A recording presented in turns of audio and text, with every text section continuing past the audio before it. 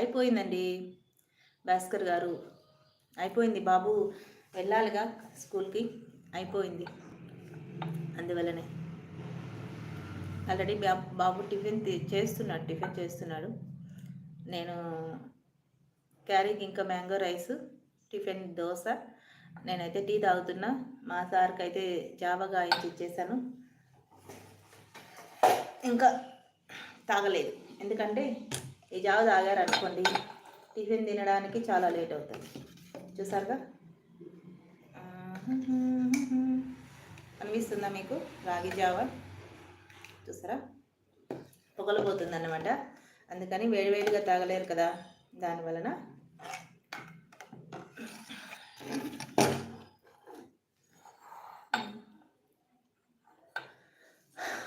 పడుకోకపోతే ఎలా అంటే మార్నింగ్ లేసి ఇన్ని పనులు ఇంత హార్డ్ వర్క్ చేస్తున్నాను కదండి. హెల్ప్ చేయండి, అందరూ ఛానల్ని సబ్స్క్రైబ్ చేసుకొని సపోర్ట్ చేయండి ప్లీజ్. ఎందుకంటే నాకు ఒక ధ్యేయం అండి, నాకు ఇందులో అయినా నేను ఇంట్లో ఫ్యామిలీ కష్టపడుకొని నేను చేస్తున్నాను. సపోర్ట్ చేయండి ప్లీజ్, దయచేసి అందరూ.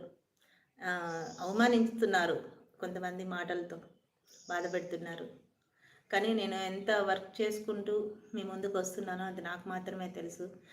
నా ఫ్యామిలీలో కూడా నేను అన్ని వర్క్ ఫినిష్ చేస్తేనే కదా నాకు ఒక అవకాశం ఇస్తారు. లేకపోతే ఇంట్లో వర్క్ చేయకుండా నేను ఇది చేసుకుని ఉంటే నాకు అవకాశం ఇస్తారా చెప్పండి?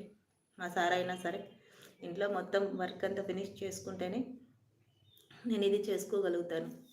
నాకు సపోర్ట్ చేయండి అందరూ దయచేసి. టిఫిన్ తిన్నారా? నైటు 12 పైన వరకు నేను లైవ్ పెడుతున్నాను. మళ్ళీ మార్నింగ్ ఇంత వర్క్ చేసుకుంటున్నాను. మనసుకి అలసట చాలా ఉంటుంది, కానీ తీసుకెళ్ళాలి ఏదో ఒక్కటి అనేసి ఒక చిన్న సంకల్పం అండి. ఆ సంకల్పానికి మీరు అందరూ తోడైతేనే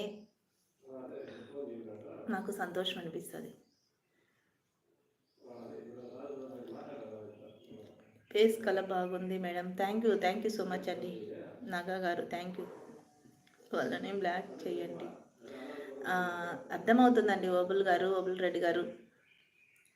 ఇలా ఎంతమంది నన్ను బ్లాక్ చేసుకోగలరని చెప్పండి. నేను ఎంతమందిని, ఒక్కరా, ఇద్దరా, లేకపోతే ముగ్గురా, 10 మందా, 50 మందా, 100 మందా, 1000 మందా చెప్పండి.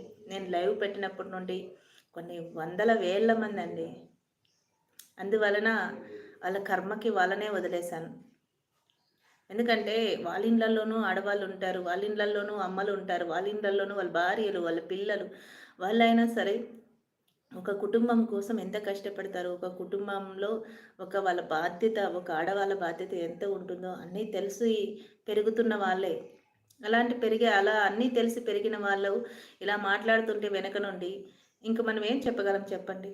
వాళ్ళ కళ్ళ ముందు వాళ్ళ అమ్మ పాత్ర ఏంటో తెలుసు, వాళ్ళ కళ్ళ ముందు వాళ్ళ భార్య పాత్ర ఏంటో తెలుసు, వాళ్ళ కళ్ళ ముందు వాళ్ళ కూతుర్లు రేపొద్దున పెళ్ళిళ్ళు అయ్యి వాళ్ళు ఒక అత్తగారింట్లోకి వెళ్తే వాళ్ళ పాత్రలు ఏంటో తెలుసు. మరి అన్నీ తెలిసిన వ్యక్తులకు మనం ఏం చెప్పగలుగుతాం చెప్పండి? అన్నీ తెలిసిన వాళ్ళు ఎవరు, తెలియని వాళ్ళు ఎవ్వరు లేరు. జీవితం గురించి తెలియని వాళ్ళు ఎవ్వరు లేరు. కుటుంబ విలువల గురించి తెలియని వాళ్ళు ఎవ్వరు లేరు. అలాంటి వాళ్ళే ఇలా మాట్లాడుతుంటే ఇంక ఎవరేం చేస్తారు? వాళ్ళని ఎవరు మార్చగలుగుతారు? భగవంతుడు తప్ప. భగవంతుడే కాలం అనే ఒక ప్రయాణంలో ఖచ్చితంగా భగవంతుడే వాళ్ళకు మార్పులు ఇవ్వాలి. అది మీరు తప్పుగా అనుకోకండి. కాలం ఖచ్చితంగా ఇలా మాట్లాడడం వలన మీకు వెనుక నుండి ఇప్పుడు సాటిస్ఫాక్షన్ అనిపించవచ్చు, కానీ కాలం అనేది కొట్టే దెబ్బ కాలానికి సాటిస్ఫాక్షన్ ఉంటుందండి. ఆ రోజు విధి మీకు కొడుతుంది చూడండి దెబ్బ, అప్పుడు విధి సాటిస్ఫాక్షన్ అవుతుంది. విధి సాటిస్ఫాక్షన్ అవ్వాలి అంటే ఖచ్చితంగా ఇప్పుడు మీరు చేసే పనులు పెరగాలి, కర్మ పెరగాలి. మీ కర్మ పెరిగినప్పుడు మీ కర్మకి తగిలే దెబ్బ కూడా ఆ రోజు కర్మ కూడా సాటిస్ఫాక్షన్ అవుతుంది. అంత దెబ్బ కొడుతుంది. అది ఫ్యామిలీకి కావచ్చు, ఇంట్లో మీకు కావచ్చు, మీ పిల్లలకి కావచ్చు, ఏదైనా కానీ అది కొట్టే దెబ్బ ఆ రోజు కర్మ కూడా సాటిస్ఫాక్షన్ అవుతుంది. మీరు చేసే పనుల వల్ల మీ కర్మ కూడా సాటిస్ఫాక్షన్ అవుతుంది. ఎలాగైనా మాట్లాడుకోండి, అది మీ ఇష్టం.